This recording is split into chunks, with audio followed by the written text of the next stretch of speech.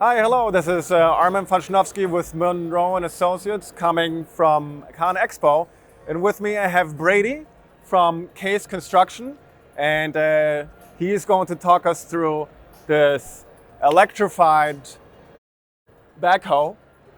Quite a fascinating machine. And maybe you give us a little bit of an overview of what you guys did to bring it to the market. Okay. I think this is the first time an electrified construction machine such as this is actually doing work.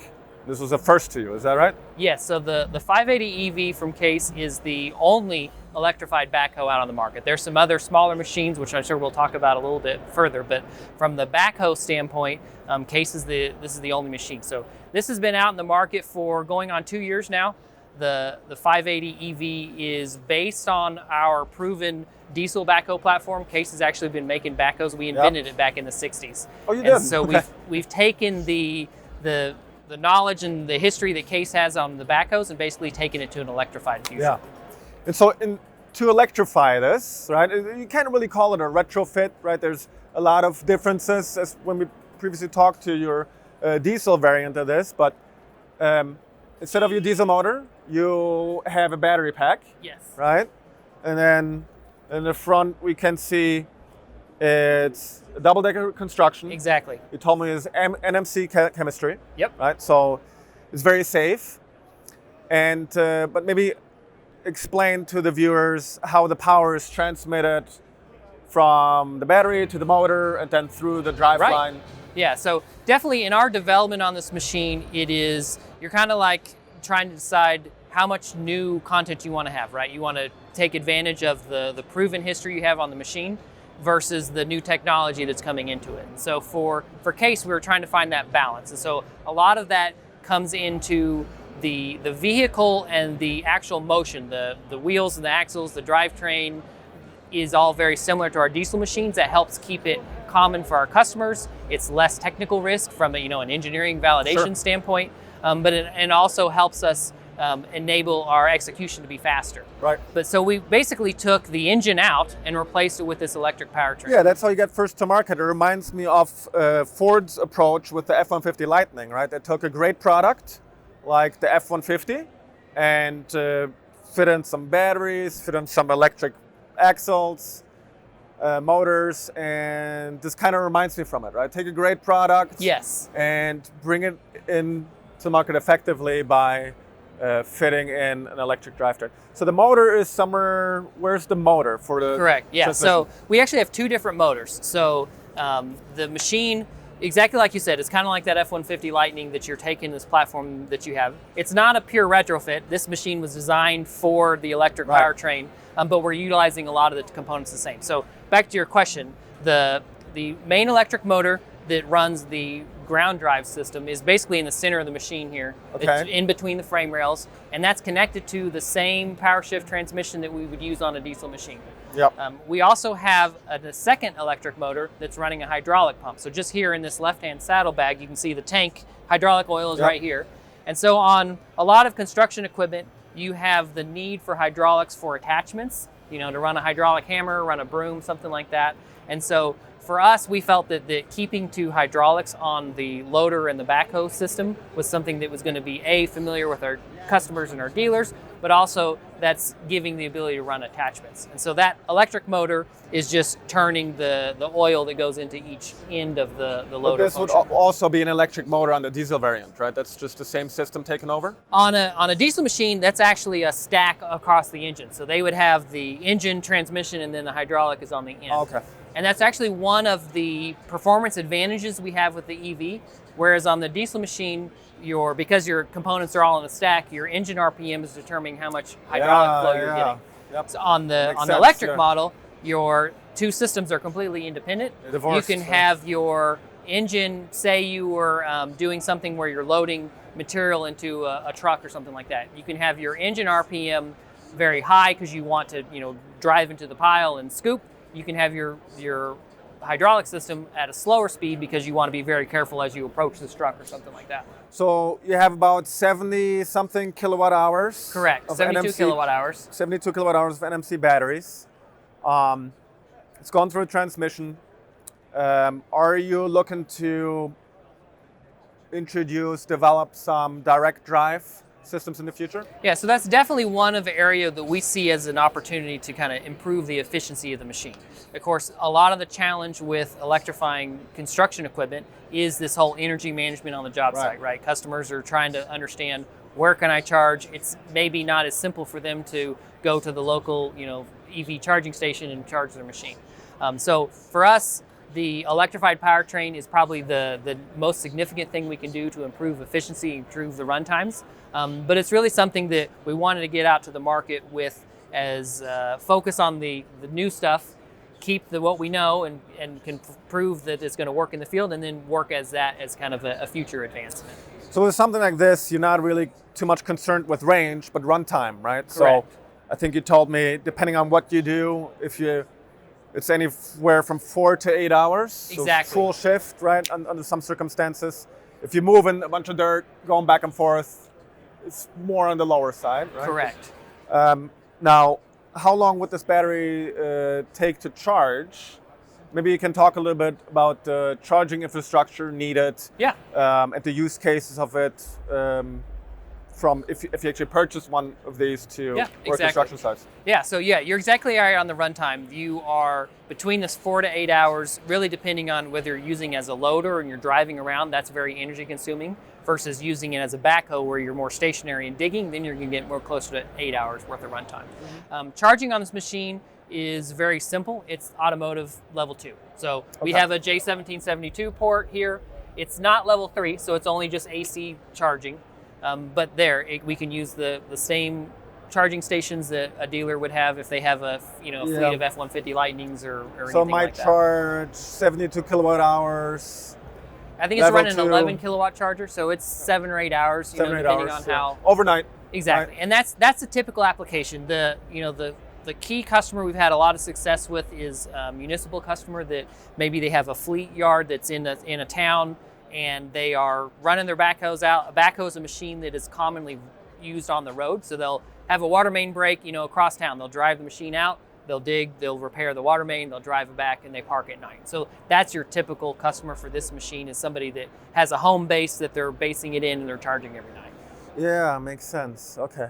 So let's talk a little bit about the hydraulics here. That's relatively conventional, will be the same as on your diesel variants, right? So yes.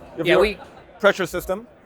And then maybe you can talk a little bit about how this works for our viewers. Yeah, so the hydraulic system, exactly like you said, is very similar to what we have on our diesel machines. It uses the same hydraulic cylinders, the same plumbing, the same flow rates, the same pressure relief settings.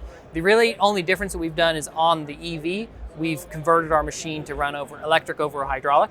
Our diesel machines today are hydraulic over hydraulic pilot controls.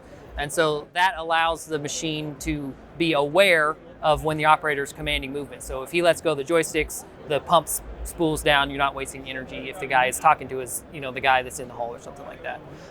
But a lot of the same functions and features we have on our diesel machines, whether it's the extend-a-hoe, we have some power boost and power lift and some swing dampening. We have a lot of technology that we've developed over the years on our diesel machines, we've carried it over. With the electrified system, do you find that you have improved uptime for your customers, less maintenance, as you don't have a diesel engine? Obviously the hydraulics are still there. Right. That's there. But yeah, so there's less maintenance for a machine. You're exactly right. There's no diesel. On this class of machine, you're talking about after treatment systems with urea and other maintenance items that go into it.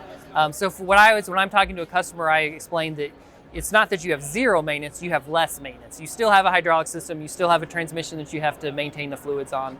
And so for a lot of our customers, it's roughly about half from a dollar standpoint, half the maintenance is a diesel machine. Yeah, that's very good. Okay, well, wonderful machine. Maybe we'll cut the video and jump over to your other products. Okay, yeah. Okay, cut, we're back here now in front of this cute little guy. Maybe, yes. What is this? What can I do with that? So this is a mini track loader. So a mini track loader is a common category that's really growing in North America. It's something that 10 years ago, not a lot of people had, and it's been growing leaps and bounds. So this is actually Case's second mini track loader. We launched a diesel machine at the last CONEXPO. We've now taken it to an electrified version. So This is the newest member to the Case EV family. So you got tracked vehicle. This looks like it's the battery case. Yep. In red. Right? The motor will be probably down below over there, driving.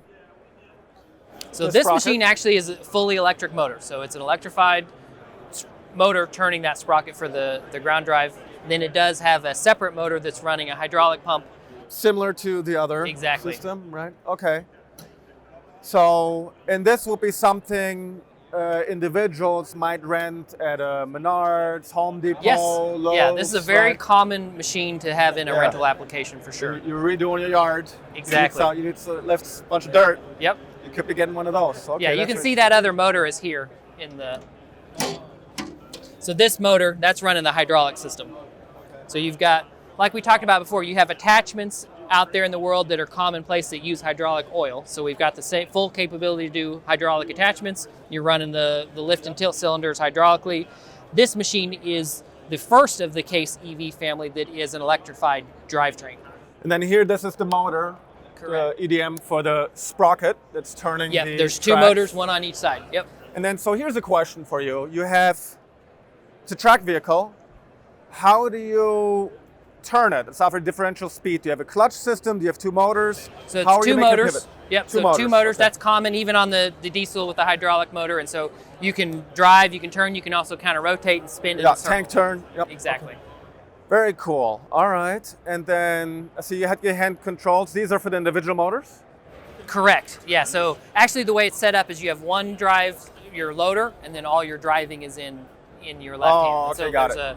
That makes more sense. Okay. It's electric over electric, I guess, controls. And so one of the things we've done here on the electric vehicle different than the diesel is because you now have all electronic controls, you can go and tune every setting. You can dial this machine in. If I'm running inside, I want to be very slow and precise. If I'm outside in the backyard, I'm trying to haul material across my yard, I want it to be very quick.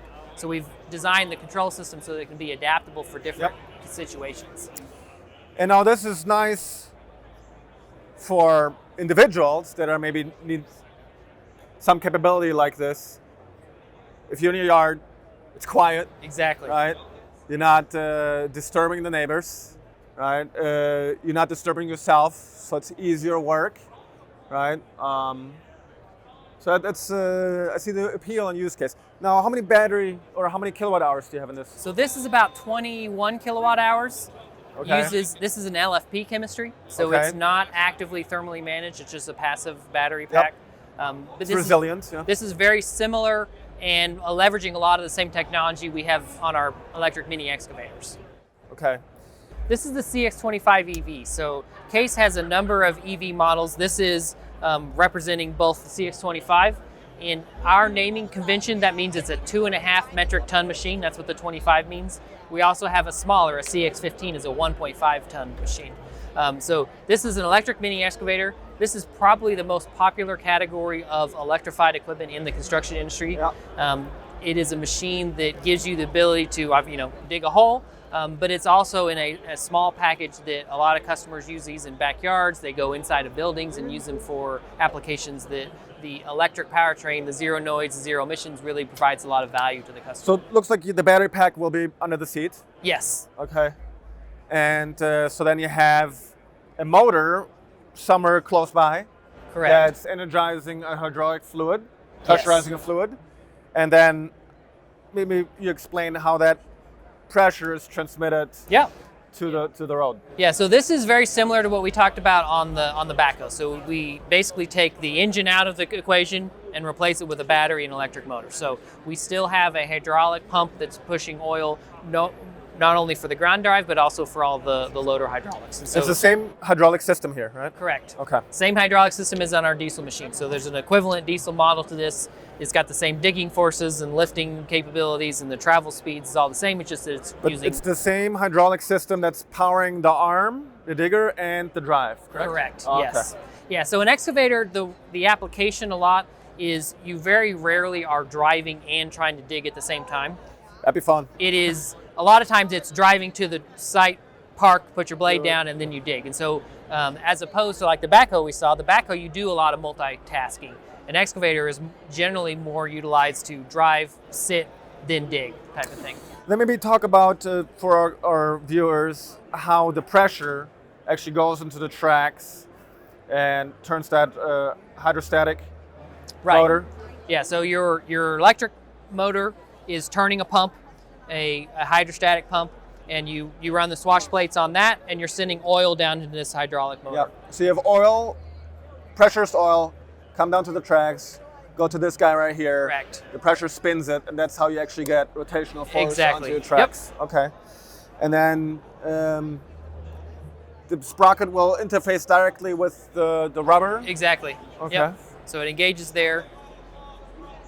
The Okay. rear of the machine is where the battery module is. You talked about it. It extends. You can see this red cube. So when you open the door, you basically just see the battery pack. The hydraulic motors and the hydrostats is all in front. Less counterweights with the batteries than with the diesel version? So on construction equipment, generally weight is good. People are Right. adding counterweight. So what we've seen on our electric vehicles is that we're able to achieve the final end result operating weight to be very similar to a diesel model. But exactly to your point, we're able to reduce the amount of steel counterweights that are on the machine. Yeah. So how much can you lift with this arm? How much mass? So it's several thousand pounds. I'd have to look at the spec sheet to tell you exactly what it is. But a lot of guys will use this, not only for digging hole, but if they had to place something somewhere in the Right. hole. Yeah. Fascinating machine. Okay. And so on an excavator, you're actually driving with these two sticks here. That's controlling your two tracks. Ah, I see. Ah, there we go. I learned something. And then last but not least, there's more control, is that you can actually spin where this boom is mounted. You see there's a cylinder on the opposite side. And so that allows you, if you were maybe up against a house and you wanted to dig right beside it, you can actually angle this boom, Yep. spin your house around, and basically dig parallel to your tracks. Yeah, that's great. Okay. Bradley, thank you very Yes, much. Thank you very much. Very informative. I've been glad Appreciate to have you guys come out. Okay. Thank you, everyone. That's it from Case Construction at CONEXPO. Please like and subscribe, and you'll see us soon. Thank you.